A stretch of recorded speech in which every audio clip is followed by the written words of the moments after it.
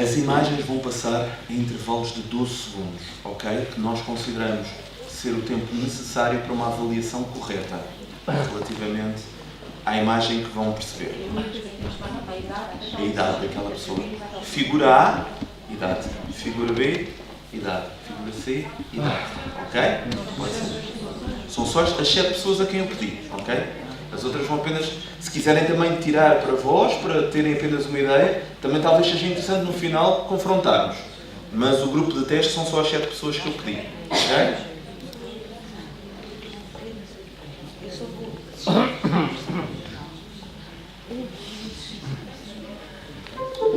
Vão haver aqui 3 grupos. Um grupo, o primeiro grupo é constituído por 7 pessoas, vai ter que avaliar relativamente às imagens que vão surgir as idades que lhe atribui. Okay? Os outros observam apenas. Podem tirar notas, depois podemos falar no final. Entretanto, o grupo que vê as primeiras fotos vai lá para fora e entra o grupo que está lá fora para ver um novo set de fotos. E depois vamos avaliar quais as idades que são atribuídas a cada um dos presentes. Então, o grupo de controle está cá todo, não está? Está toda a gente cá, tirando os 7 que ficaram lá fora. Muito bem. Então vamos a isso. Vou começar agora.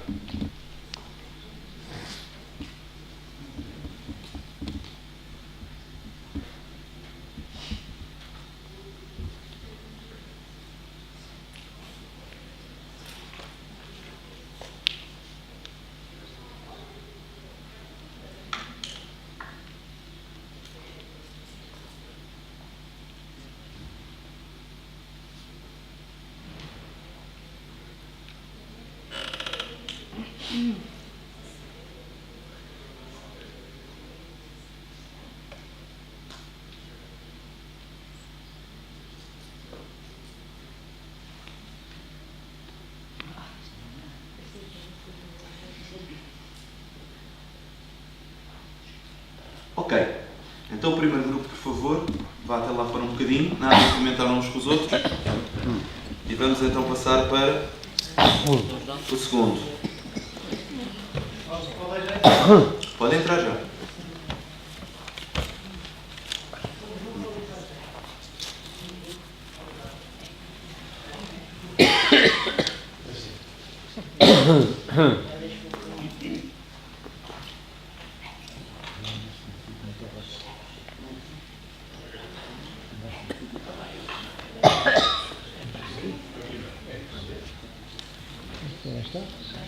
As 7 pessoas que vão entrar agora, todas têm papel e caneta? Então, vou pedir. Papel tenho aqui algum. Caneta é que não tenho. Tem aqui também. É? Já.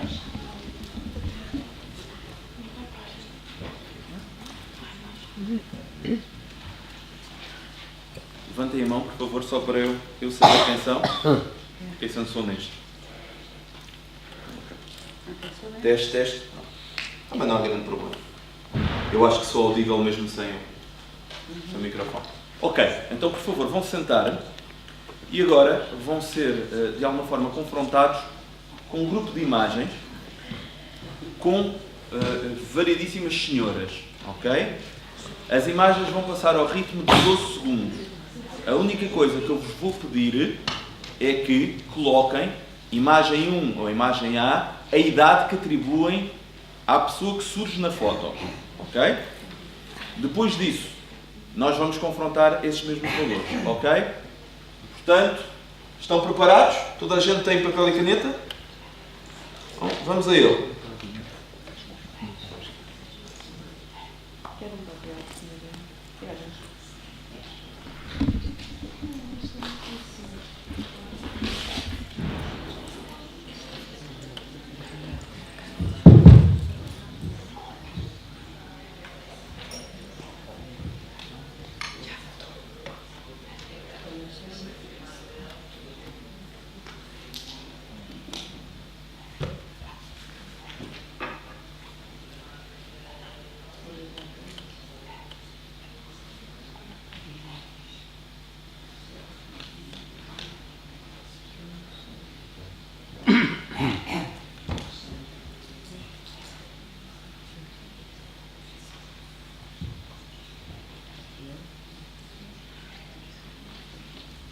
Ok, pode entrar o outro grupo.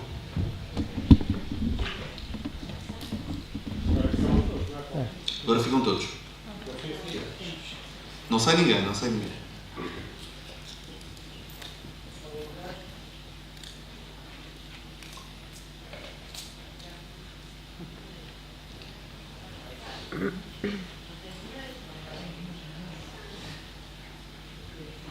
Ok.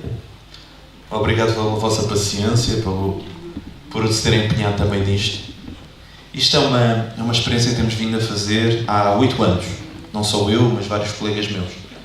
E que tentam, de alguma forma, comprovar, ou pelo menos demonstrar uma coisa que nós vamos falar no final, depois de vermos os resultados e ver se de alguma forma são consonantes com aquilo que nós esperamos e se estão de acordo, efetivamente, com o intervalo que estamos à espera. Ok? Mas já vos vou esclarecer mais a esse respeito. Portanto, o grupo 1, estou à espera que se sente, só para confrontarmos aqui algumas coisas. Ora, muito bem. Grupo 1. Que idade atribuem à primeira jovem? 16, 15, 17, 25. Portanto, eu atribuo 19. Eu atribuí 15. Eu atribuo 17. 16. 16. 18. agora vou fazer o inverso, vou passar por aí. Segunda imagem. 29. Desculpa, 22. 25. 23. 25. 25. 30. Desculpe, ficam aqui. Ainda vou precisar. 30. Ok. Agora vamos para o próximo. Pode. 20. 23. 32. 15. 40. 25. 24.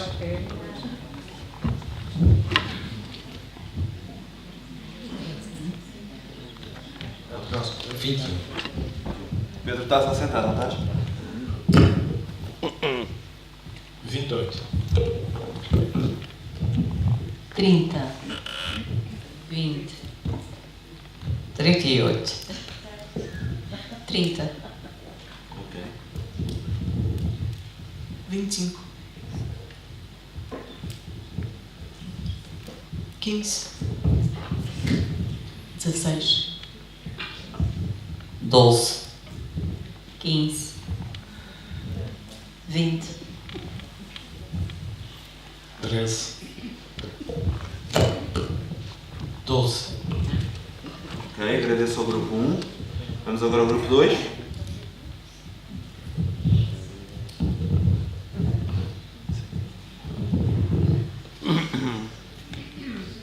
Primeiro.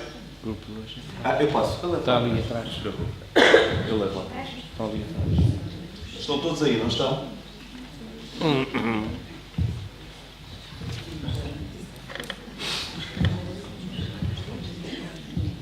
Faz favor.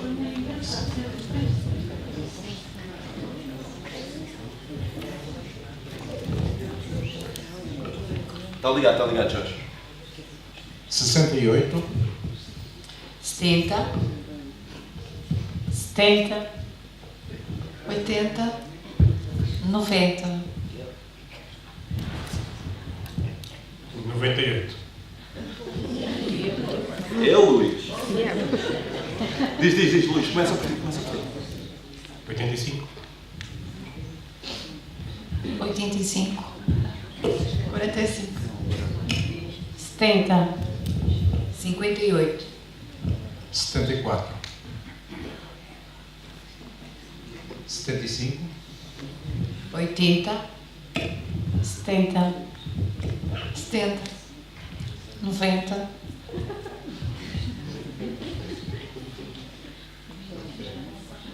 98. Começa, Luís. Começa.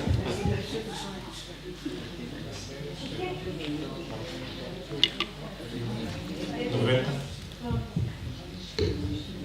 88, 85, 70, 85, 77, 32, 20, 8, 13, 14, 25. Ok. Portanto, há uma coisa que se percebeu claramente, que é... Muito obrigado. Além de não haver um modelo que permita decidir relativamente à idade de alguém, as respostas foram muito dispares. Acho que em nenhum caso houve duas respostas iguais, pois não, Pedro? Houve? Então diz-me quantas? Olha, no caso da gravura do grupo 2, no número 1, 2 com 70, 2 serão 70, na número 3, 2 serão 70, no número 4, 2 serão 85, e no grupo 1, para a segunda jovem, 2 serão 25, e Ok.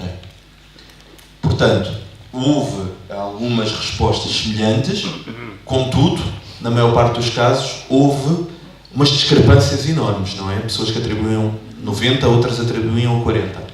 Mas a resposta mais interessante que eu procurava é da imagem ambígua no final. Todos viram apenas uma jovem nesta foto? não, claro. Não. Não é?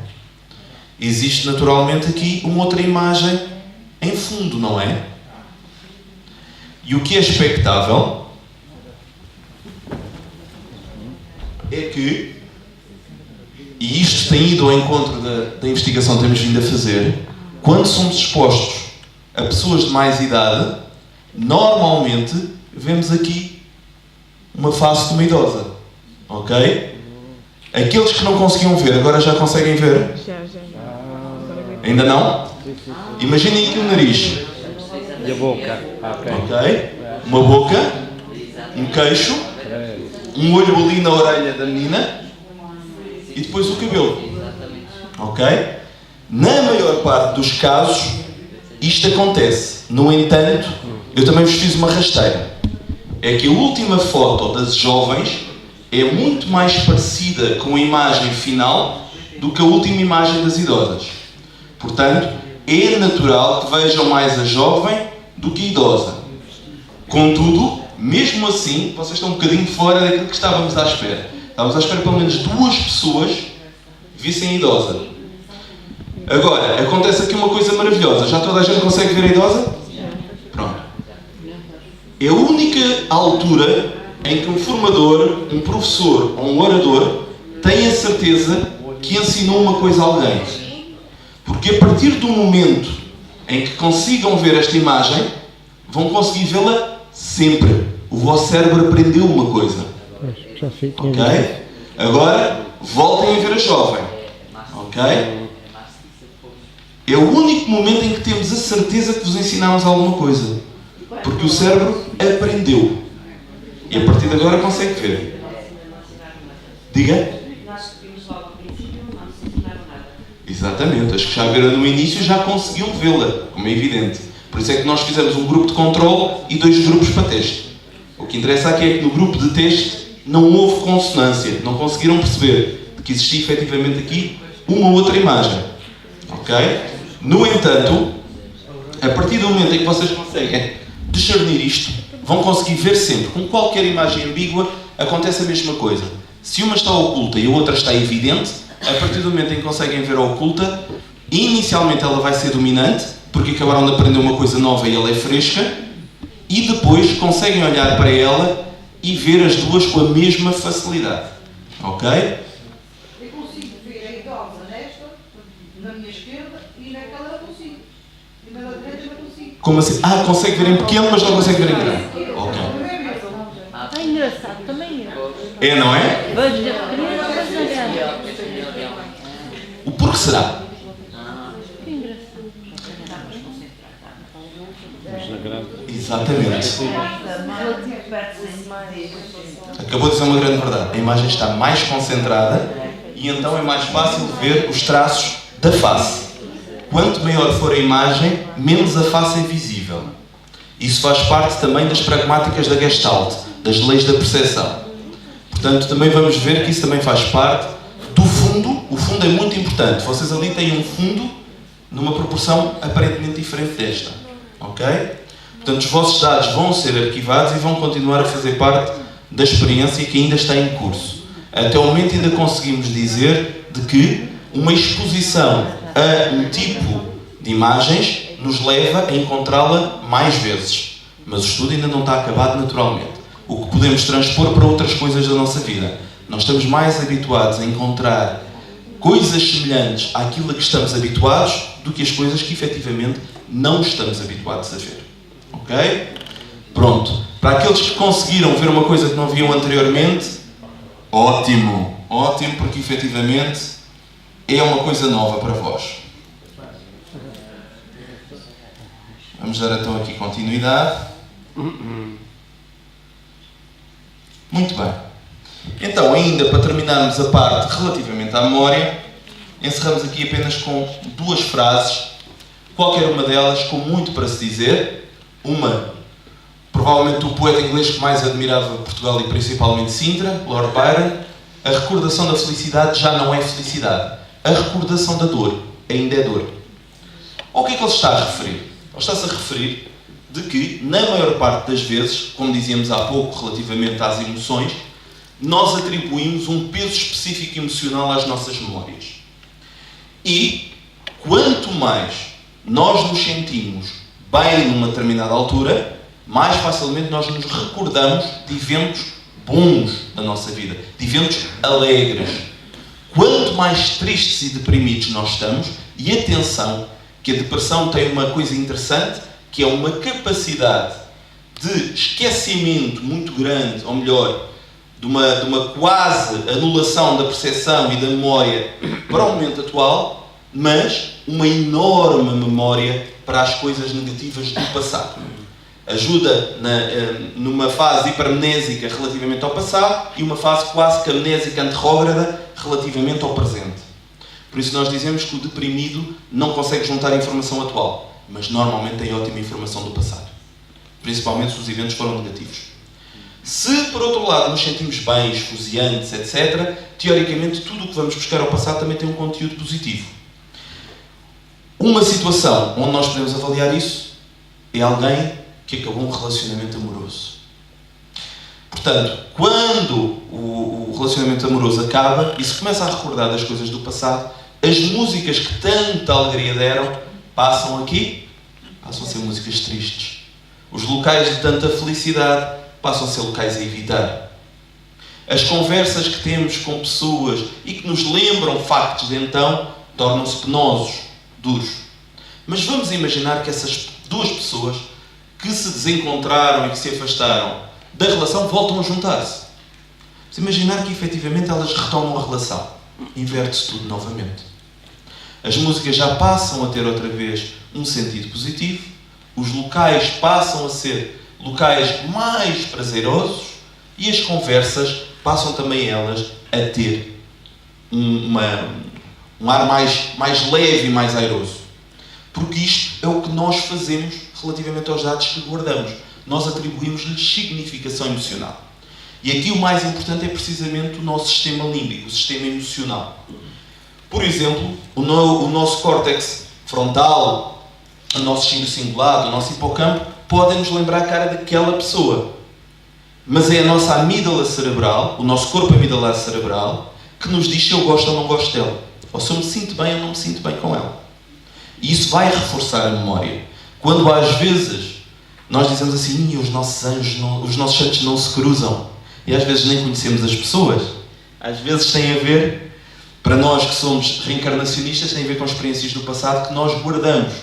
E onde a memória, e para nós que somos efetivamente espíritas, a nossa memória não se encontra a nível cerebral, encontra-se a nível do perispírito, é aí que estão os nossos recursos mnemónicos de base.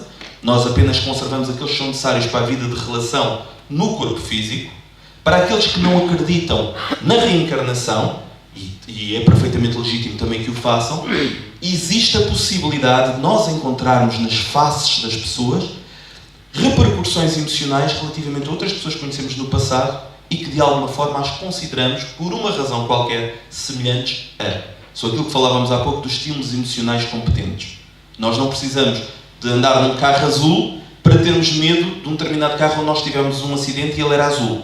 Basta encontrarmos alguma coisa no carro que nos faça lembrar do outro carro onde tivemos o acidente. Nossa memória funciona desta maneira. Por isso é que ela está sempre a reinventar-se.